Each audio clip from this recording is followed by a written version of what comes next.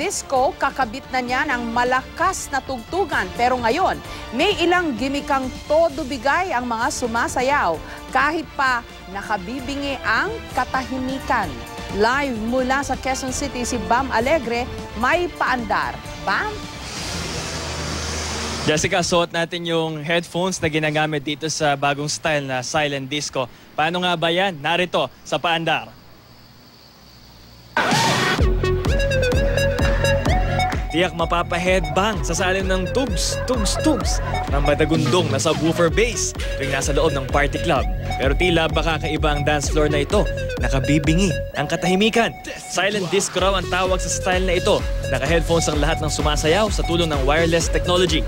Masubukan nga. Hataw, kids!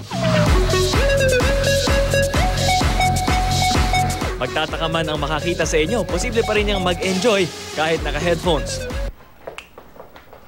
Alam niyo bang may batas kontra sa noise pollution? At para maiwasan nga yung makabulahaw ng mga kapitbahay o ng mga katabi, isang magandang teknolohiyang gamitin yung ganito, Silent Events Headphone. Kaya nito magkaroon ng wireless transmission ng tunog sa tulong ng isang transmitter na UHF signal ang gamit. Yung headphones natin, they also act as receivers. So the signal is broadcasted from a transmitter. So any audio source na tinatransmit mo galing sa iyong source of audio or whatever source you have of music, ayun, tinatransmit siya nung transmitter papunta sa mga headphones. Galing sa the Netherlands ang teknolohiya. Hindi na kailangan pa ng mamahaling sound system. Kahit smartphone lang o anumang music player, basta may audio output, pwede na. Kaya raw ng transmitter na magpadala ng signal sa hanggang 5,000 headphones. Bukod sa pag-party, marami pa raw gamit ang wireless technology nito. Halimbawa, ang ating Hataw Kids, nasubukan din ito sa isang silent conference.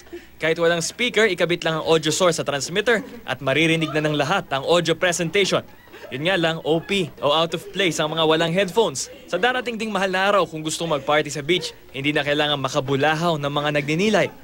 Maging ang pagkaraoke sa gabi, kaya na rin daw hinaan para hindi na makaistorbo ng kapitbahay. Maraming events na nangyayari na umaabot ng 10 oras ng umaga. And syempre, some people are already sleeping, di ba? So, yun sigurong dahilan, pati na na-invento to. So, Ma'am Jess, nakita nyo, nag-enjoy yung mga researcher natin. Tapos hindi mo narinig kanina, hindi sila maingay. At itong unit kaya mag-charge hanggang, charging nito sa up to 8 hours, pwede magamit hanggang 10 hours. Balik sa'yo, Ma'am Jess. Pero, Pam, kamusta ang quality ng sound? Alam ko sa mga bata, gusto nila talagang dinig na dinig mo lahat ng instrumento ng tugtog eh. So, Ma'am, yung ano niya, meron siyang noise cancellation effect, no? Parang lahat, from bass to yung highest tones. Andito, okay naman siya. At, so, parang Wi-Fi kasi yung konsepto ng transmitter. Tapos lahat ng mga nearby na mga headphones ay makikiconnect doon sa transmitter, Ma'am. Alam mo, okay yan. Lalo na doon sa mga magkakalapit yung mga bahay. Tapos may isang nagpa-party, di ba? Hindi kailangang mapuyat ng buong komunidad kasi meron na pala niyan. Siguro, Ma'am, mababawasan na yung mga reklamo sa barangay kung may ganitong mga headphones, no? Wala na nakakabulahaw. Sana nga, kasi alam mo naman ang mga kabataang tulad mo, ang gusto talagang malakas. Tapos part nung kasiyahan, yung parang masaya yung buong bahay at yumayanig, yung dumadagundong yung sahig sa lakas ng tugtog eh. Well, andyan naman yung technology and mahilig ka rin naman natin sa malakas na sound. So, okay lang. Patas lang naman tayo. So, yung ganitong technology, may mga pros and cons at sa ngayon, maganda yung advantage na hindi ka nakaistorbo ng kapitbahay. Pero pag tinignan ka naman ng mga dumadaan sa harapan mo, parang ano ba to? Parang weirdo. Yun, no? Kailan ipaliwanag mo kung bakit sumasayaw kayo kasi kayo lang yung nakakarinig ng tugtog.